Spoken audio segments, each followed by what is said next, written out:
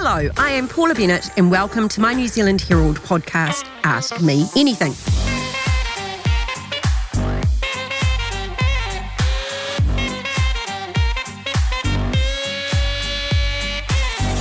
Now, one thing I've learnt in life is it's never too late to learn something new. So on this podcast, I talk to people from all walks of life to hear about how they got to where they are and get some advice and guidance on some of life's biggest questions.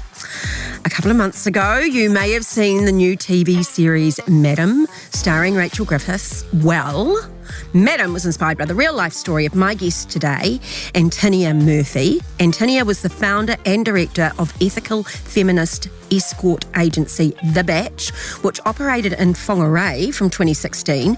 While the TV show was fictionalised, a version of Antonia's story, she has now released the full and true story in a memoir. It's called Madam. Antonia Murphy, welcome. Thank you so much for having me. I'm excited to be here. It's good to have you here. I am just absolutely fascinated by your story, but let's do a quick fire question.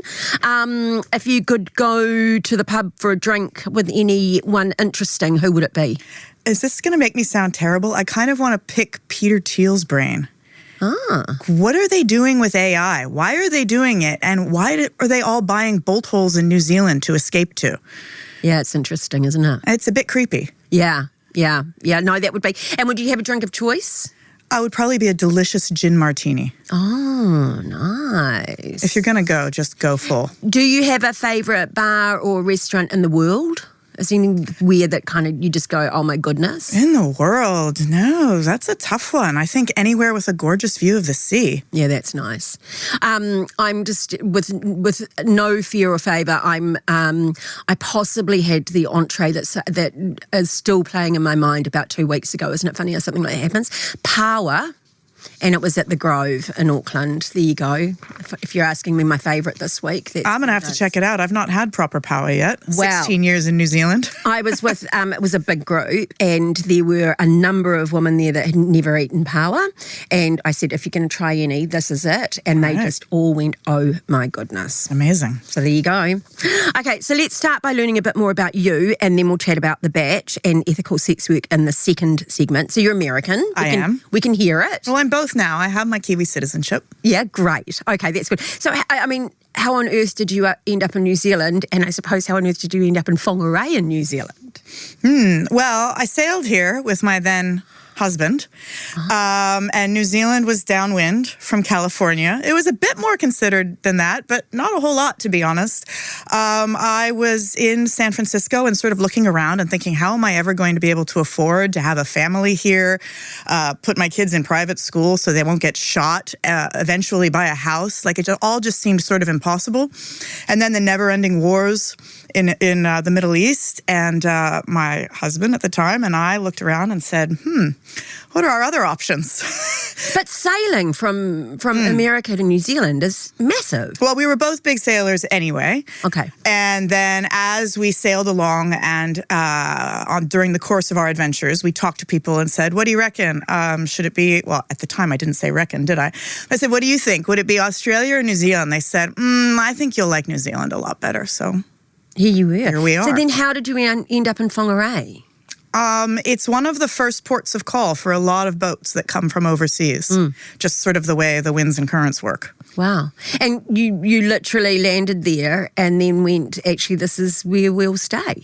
Well, New Zealand actually hazed us with a year in Invercargill first.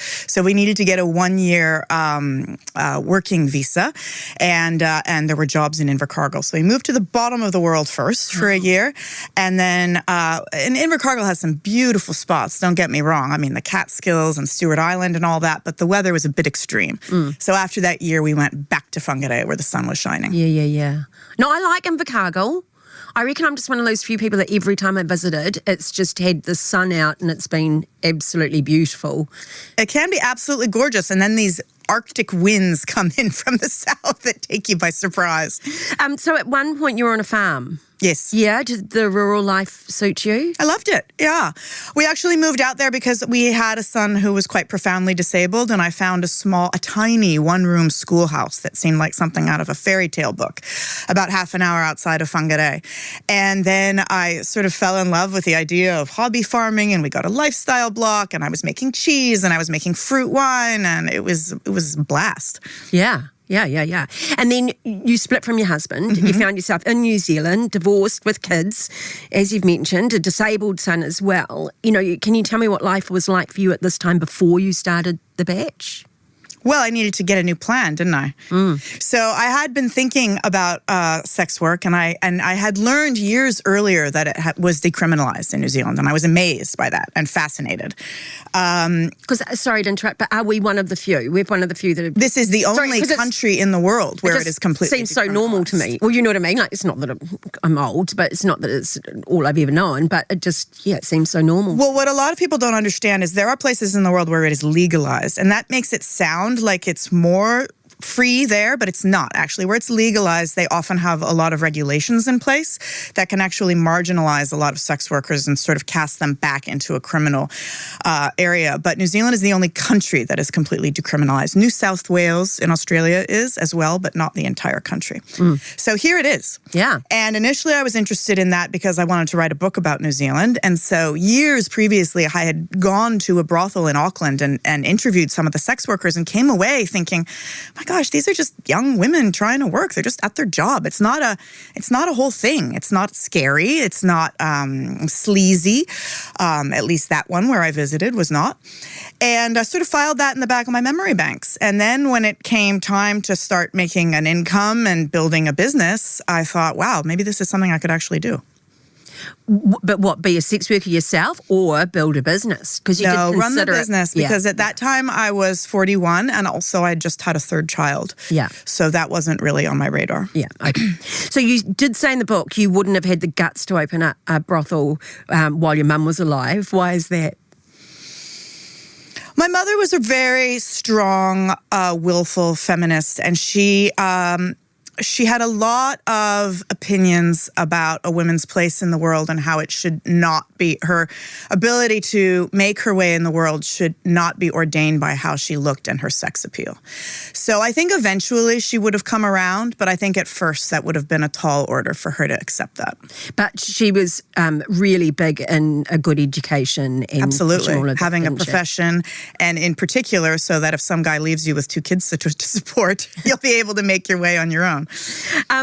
Let's talk about your son, Silas, right? So tell me about him and what it meant for you to be raising him like you did. Well, Silas had what's called a chromosomal microdeletion, and it took a couple of years to discover it because it's so tiny, the little problem in his DNA. The geneticist at Starship told us that a few years previously, no one would have even known what was wrong. Wow. They actually, at the time, they had to send his blood sample to Australia to have what's called a DNA microarray done, where they essentially print out the entire blueprint of the genome and figure out exactly where the tiny mistake is. But the way that manifested was that he was, although he could walk, he was very cute. He was almost entirely nonverbal, incontinent at night, was certainly not able to read or write. Like, it became rapidly clear he was going to be profoundly disabled for his life. And what can I tell you? That's hard. Yeah. I mean, everyone likes to talk a big game about how we're all inclusive, but the reality is that when you have a profoundly disabled family member, nobody really wants to hang out with them unless you're paying. Because it can be troubling and it can be embarrassing and it can be quite confronting. Yeah.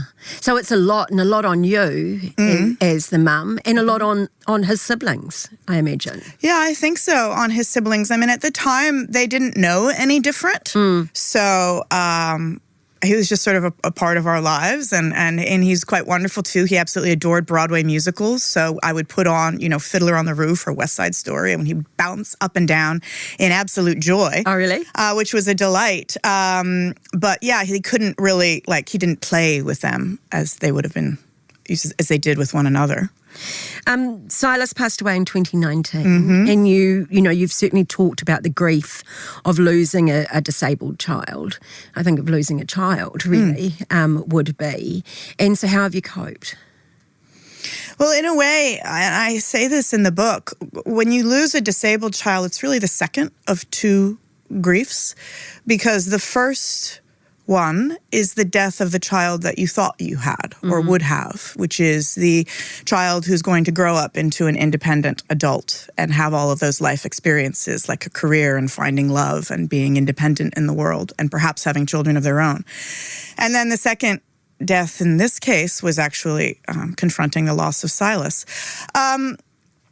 I mean, what can I tell you? It exploded our lives. I had already been planning on selling the batch and taking a year abroad to travel and sort of recover, and I needed it all the more after we lost Silas. I mean, how important for you was it that in the TV series that Silas's character was a part of that? Really important, and I actually spoke to the television team and said, please don't paper this over. Please don't cast someone who's a sort of extremely cute, mildly impaired Down syndrome girl who looks delightful in every shot, because the reality of disability is often difficult and not fun. And they can yell inappropriately or have toileting accidents, and a loving family still manages to mold themselves around that, and I'd really like to show that.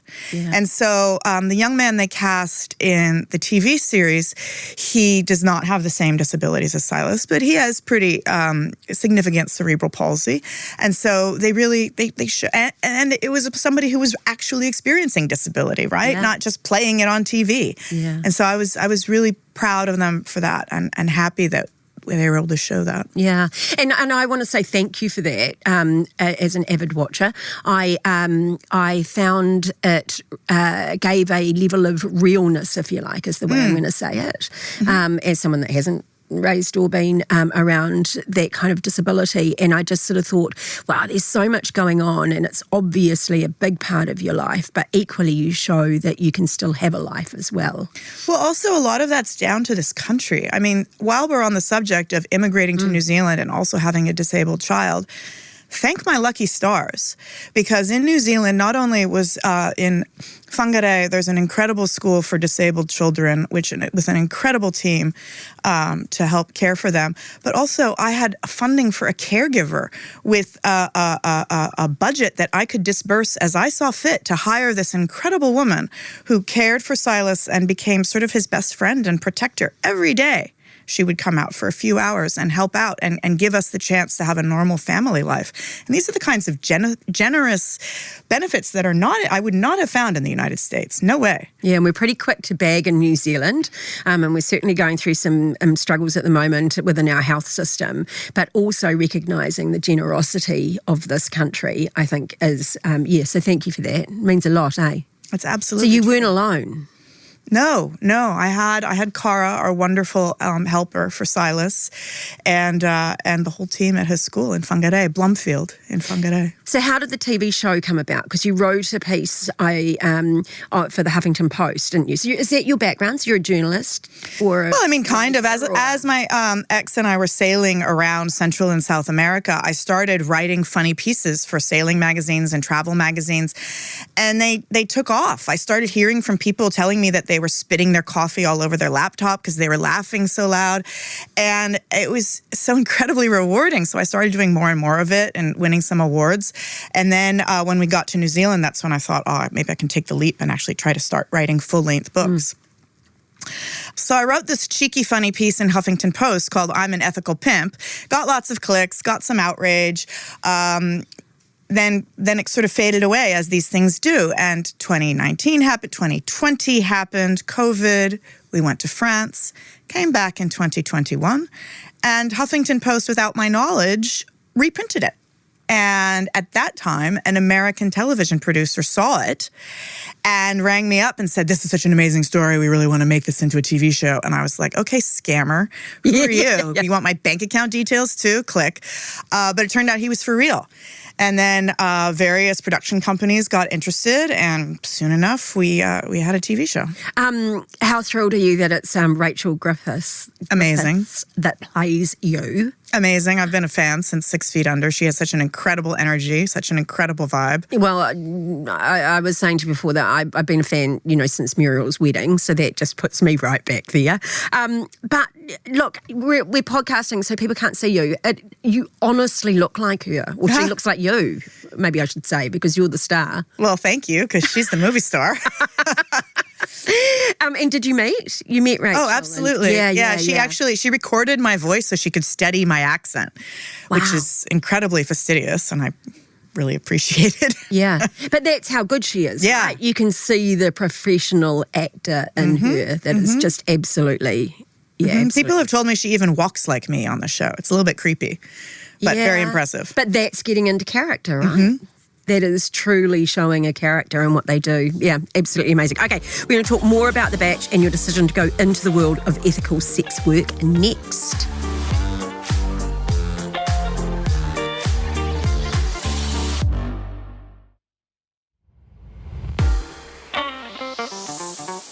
Okay, welcome back, everybody. I am joined by real-life madam, Antonia Murphy. Antonia, let's turn to the part of your memoir that inspired this TV series that I just absolutely was mesmerised with. In 2017, you established ethical escort agency, The Bach. Okay, well, how on earth did you end up opening an escort agency? Well, I needed a business. I needed a business after my husband left, and I needed to make an income. And I thought it would be very interesting and cheeky and kind of transgressive, and something that I could maybe write about, because I had one book under my belt at that stage, Dirty Chick, which was about my sort of disastrous attempts to run a small farm in New Zealand. And so in a way, it was like, oh, this will be fun. It'll be kind of cheeky. I'll make some money. And I had no idea what I'd signed up for. It was... So how true is the TV series as far as trying to start it up, trying to attract women into the business? Because you're in small town Whangarei. I mean, if you're talking about real details, facts, I'm going to say as low as 20%. Okay. But if you're talking about the spirit of the truth of what I was doing, it's much higher. That they had to change a lot of the details, in large part because of just big budget TV and liability laws. But they kept to the truth of the spirit of what I was doing, and I really was grateful for that. Okay. So we're going to get into what ethical means and how you ran that. But I mean, it does fascinate me as to how you started the business, found the premises, found women that wanted to work for you, effectively. So how did you go about that? Well, it was a journey, believe me. The first thing was finding a venue. And the first thing, and I went into it completely wide-eyed saying, I'm just going to be totally honest because it's a legal business and I'm going to tell people what I'm doing. And I was going out to Whangarei rental agents and saying, I want to start an ethical brothel. And they just looked at me like I was out of my mind. And a couple of them were willing to work with me, but then the landlords wouldn't have a bar of it. And it was... a Christian conservatism I encountered a lot in Northland. And then also sex work just has this taint, this reputation that it's going to bring with it crime and gangs and drugs and problems. And so nobody wanted to have anything to do with it. Well, my now husband calls me the pit bull because when I get my teeth into something, I just don't let go. And so I just kept knocking at doors and working at it. And eventually I met a young woman in town who ran a sex shop in town. In the book, I call her Carly. And she knew everybody in town. She was born and raised in Whangarei. And small towns, as you know, they operate on who you know and your connections. And so she said, I know a guy who is a commercial real estate agent in town, and give him a text. He might know something. And it turned out this guy owned a motel as an investment a small 8-room motel on the Hadia River, the Marina Court Motel. And he didn't want to run it as a motel. He just wanted the land. So he said, hey, look, you manage the motel. You can do your brothel there or whatever it is you want to do. I don't want to know about it. Just keep it on the up and up. Keep the motel running and you've got your spot. Wow. So boom, that was part one. Yeah. Finding girls to work was a whole other kettle of fish. Yeah, like how do you, I suppose you've got your one contact who owns a sex shop. Yeah. At least you might know some. She knew a couple of people, but the main thing that I confronted really early on is that decriminalized does not mean acceptable or not taboo. So like, as you know, most people who are looking for a job in New Zealand are going to hit up Trade Me, check it out on Trade Me. So we wrote an ad for workers on Trade Me, and it was immediately canceled and our money refunded. And they said, no, Trade Me is a family-friendly website. We do not accept job listings of an adult nature.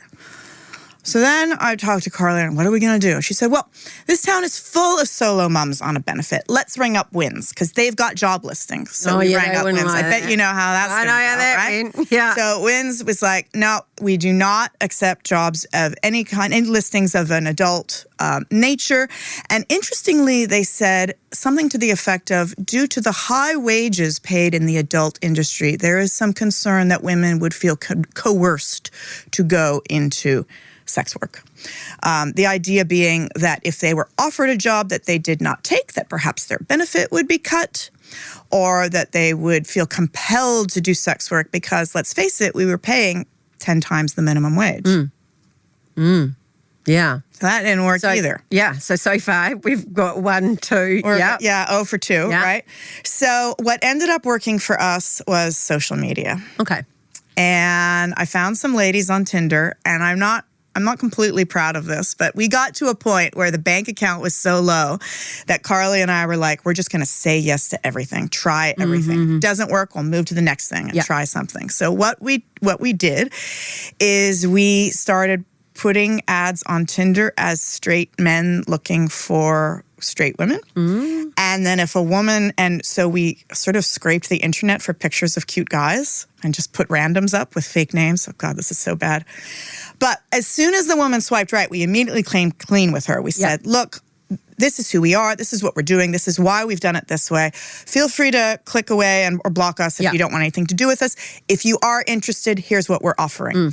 And I probably found 3 or 4 women that way. Wow. The other thing that happened was we got a piece in the New Zealand Herald, which garnered a lot of outrage and a lot of hate clicks, but it also got us some coverage and some media, and our first crew of women came in from that. Because even with everybody's outrage about sex work and their judgment and their feelings about it, there were still an awful lot of single mums in Northland who thought to themselves, $150 an hour and free childcare? Yeah. That sounds like a deal. Yeah.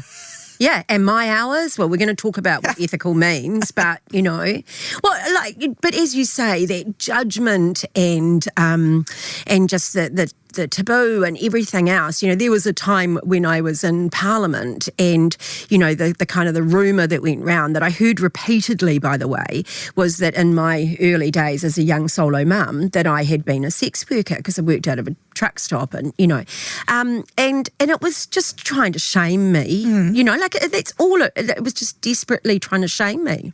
And I was like, I've got to be honest, in my mind, I was like, well, I just gave it away for free. I wish I'd had the business sense to actually make some money out of it. Well, it's fascinating and it's really complicated. And I think a part of that tangle is that people are really uncomfortable with the idea of women who are poor and solo mums, so they should be at the bottom of the pile, right? They should be struggling because why don't they have a proper husband? Yeah.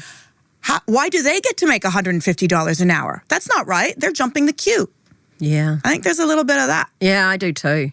And I mean, my experience wasn't that long ago. They were trying to shame me for something they say happened 20 years beforehand. But yeah, it's just like this, there's this weird thing about sex or being paid or what you're doing and your place in society and how dare you. It's immediately when you're getting paid, because let's be clear, I was not extracting women from a life of prolonged virginity after which they were going to have one marriage for the rest of their lives. They're all on social media having hookups on Tinder, Bumble, and Hinge, and all these others. And so they would come to me, and how many times did I hear it? I'm giving it away for free on Tinder anyway. I might as well get paid. It's not even good sex. Yeah. And so in that context then, let's talk about, you use the word ethical all the time, and that's absolutely right. So in that context, were you concerned that there was unethical behaviour going on elsewhere, and so you wanted to run something quite different?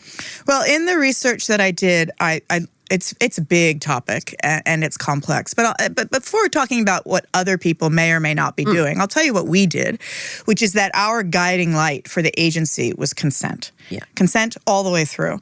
So, for example, right from the beginning, even before a woman was quote unquote chosen by a client, we didn't do lineups, right? So we just put beautiful pictures of them in lingerie with no faces or distinguishing marks online.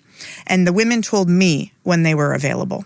So say I'm available between 9 and 3 whilst my child is in care. Great. She's available 9 to 3.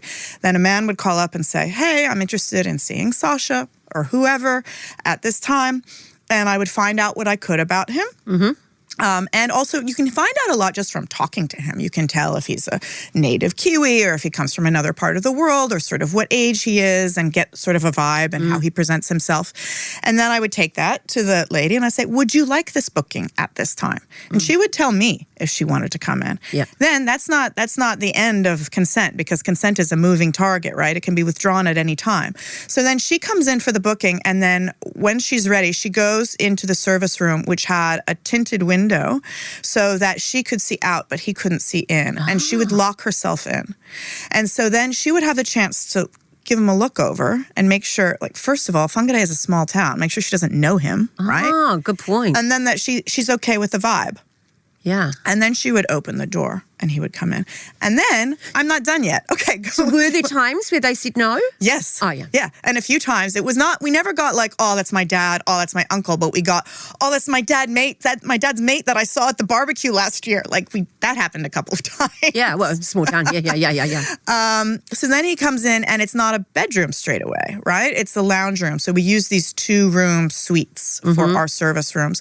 And the lounge room, and she was also not in underwear. She was dressed like for a nice date. And she would offer him a complimentary beverage and they would sit and talk first before going right to the business, right? So that in so many ways, she's evaluating him for safety and he's getting the message in a very sort of basic way. This is not just some hired orifice, right? This is a young woman who is here to have a date with you. And so all those little steps add up to making a much more safe environment. Wow. That and the fact that we had cameras when they come onto the property, we can see their rego, we have their phone numbers, all these different, and the fact that it's decriminalized. So if there was ever a problem, we could just call the cops. Yeah. Yeah, you're not doing anything illegal. You're not doing anything wrong. But always, always, always when it came down to the fact that we called ourselves ethical, it had to do with consent. And then when you talk about consent, you get into things like, how is a woman able to freely give consent? Well, for one thing, we would never allow a woman to be in debt to us. I never loaned money. If a woman said, "Oh, can you spot me $20 for pizza?" I'll say, "I'll buy you pizza. Don't worry about it." Yeah. Because if she's in debt, then she feels like she can't say no. We also had a policy that once clothing has come off or sexual contact has started, I'll pay her out, no matter if she stops the booking and he doesn't pay. Okay. So that way, if she got a weird squicky vibe partway through the booking, she'd say, "Nah, this is done. Get out of here. I'm out." And did that happen? Booking. Yes, that did happen a couple of times. Generally around the holidays. Yeah. Okay. Because men would come in and often they'd had a few drinks and then there'd be sort of a dodgy situation and the lady would say, "No, this is not happening. I'm not feeling safe." But I didn't want her to be in a situation where she felt like, I don't feel safe, but the power bill is due. Yeah, I hear you. Yeah. Yeah, so that's exactly, You feel like you've got no choice, whereas she still felt like she did have a choice. Yeah, so I guess from all of that, you can kind of infer what I have heard happens at some of the less ethical places. Things like lineups, things like keeping women in debt, things like turning a blind eye to drugs and so on, so that because addicted women are less likely to say no in a booking, all those kinds of things. Don't happen at every place in New Zealand, don't even happen at a lot of places, but happen at some. Yeah. Do you think that the industry has changed? I'm uncomfortable speaking about the industry as a whole because I wasn't out there taking surveys, and even those who try to, even the NZPC has a hard time keeping a really close eye on exactly what's happening everywhere. Because the thing is, the people who are trying to run their businesses ethically and be fair to their workers and provide a dignified space for clients, they're quite happy to put their hands up and have visits from the NZPC or from the cops or whoever wants to check in on them.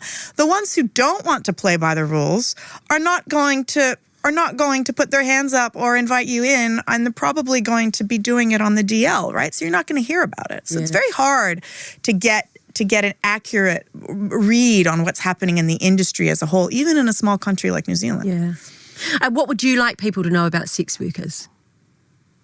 They're doing a job just like you and me.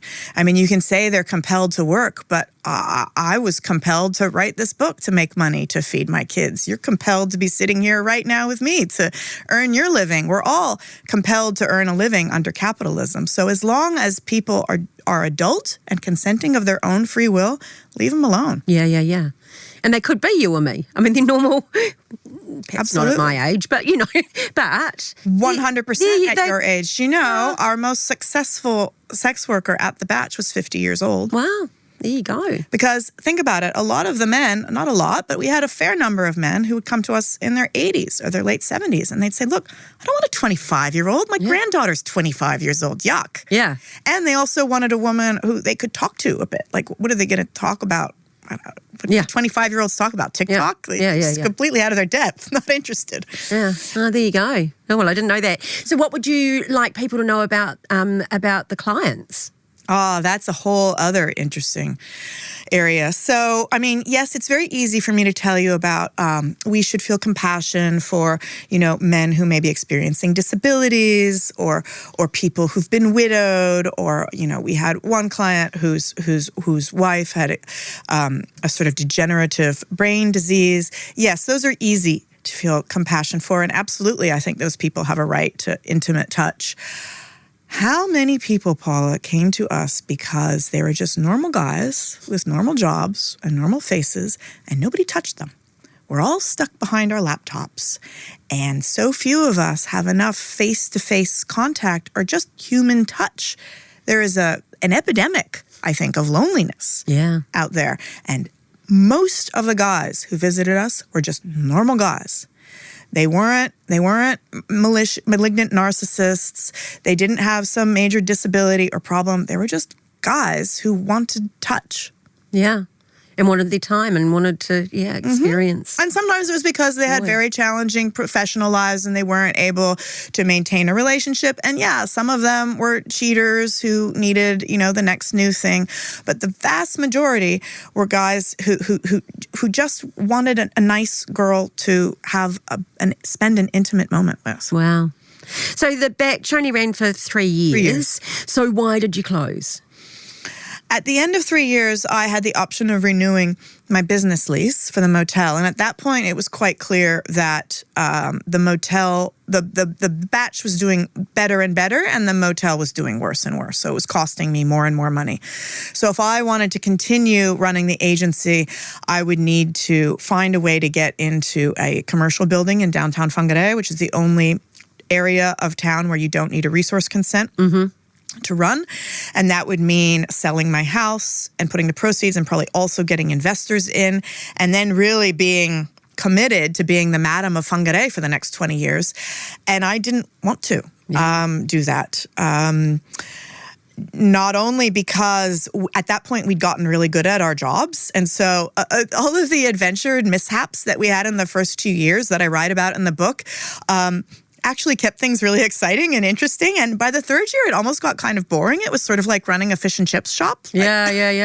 60-minute GFE with Cynthia, sure, no problem. Yeah. We had this core group of regulars who we didn't need to worry about at all. They were just nice guys. We had a core group of healthy, reliable women who were not doing drugs, who were just happy to come in and work and leave again and take their money. So there was that. It had become less of a challenge. But also, I'd be honest with you, my daughter was coming to intermediate school age, and so many of the women who came to the Batch, I observed, had been really bright young girls in high school who were bored in Whangarei and got into some naughty behavior because there wasn't anything else to do, whether it was drinking or lots of sex without adequate protection, and ended up with a young child at 18, 19, 20. True.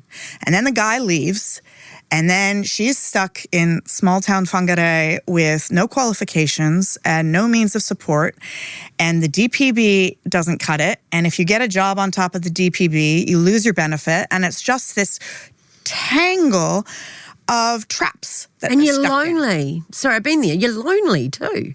Like it's a lonely existence being that single mum on a benefit, no money to do anything or go anywhere, and you just feel like you're in a treadmill of... Yeah, I think you're right. know? I don't think the ladies said that to me explicitly, but a few of them said, oh, this is so fun. I get to come here and be this sexy, dangerous woman and not the boring mum everyone thinks I am. Like they're sort of expected to hang up all the fun at 20 because they have a baby now and life's meant to be drudgery for the rest of their lives. And yuck, that's no fun. No. Anyway, that was all a very long way of expressing to you that I wanted to get my daughter out of Whangarei because I wanted her and into a bigger city because I wanted her to see a more broad array of life choices. And that's not to say that I would be horrified if she were to go into sex work at some point, but I wanted her to have all of the challenges and all of the possibilities so that if she does do sex work at some point, that's her choice, that it's not something that she feels backed into. Yeah. So you literally closed it. It's not like the business... No, I sold it for a small fee to one of my managers.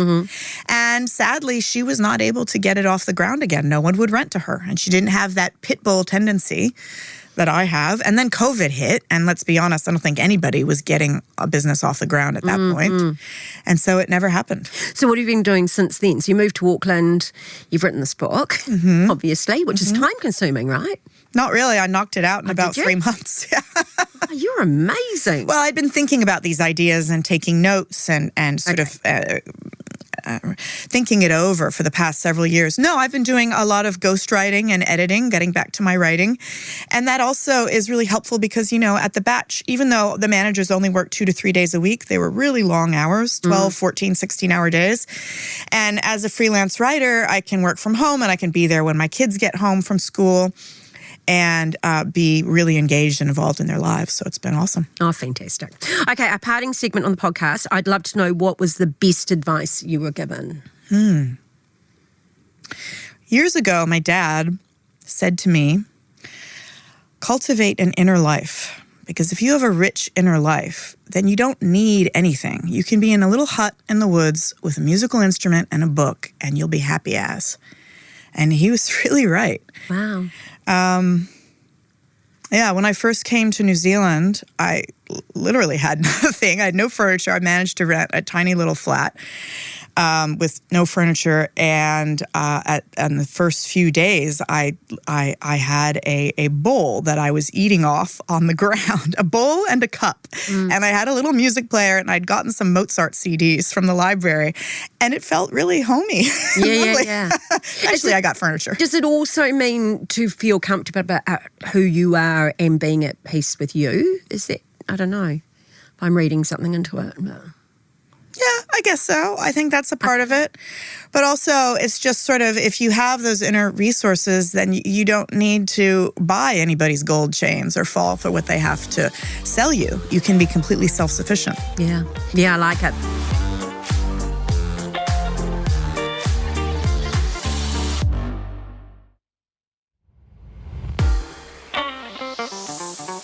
Okay, the podcast is called Ask Me Anything, and so far I've done all the asking. So this is an opportunity, if you want to take it, to turn the tables, and you may ask me something. Sure. Well, I think you mentioned that you've been a solo mom, right? Do you think you could have got by on the DPB today? I don't think I got by then. Yeah. It's just... just such a day-to-day struggle. I sort of people occasionally say to me now, oh, you must be so stressed and you're so busy and all that sort of thing. And I say, well, you've got no idea. Stress is, looking for coins down the back of your couch because you can't buy milk. Stress is genuinely wondering whether you'll have a roof over your head the following week because will you make rent? So the DPB is not enough. It never was, and it certainly wouldn't be today. Yeah, and so I think when we're going to have, if anybody wants to have a real meaty, valuable conversation about sex work, then that really has to be a part of it. If we don't think that people should have the right to do this work, what are we putting in its place? Yeah. To help them achieve independence. And we've got one of the most generous systems in the world, and thank goodness we've got it, and we can give people help. But look, I've been thanked and I've been criticised, and I've been all parts of it, and I get that completely. But the thought of someone trying to live a life on the DPB because they have no other choices is certainly what always motivated me to try and give them choices. Mm-hmm. So, one of the things I'm most proud of was, there was free education for all teen mums.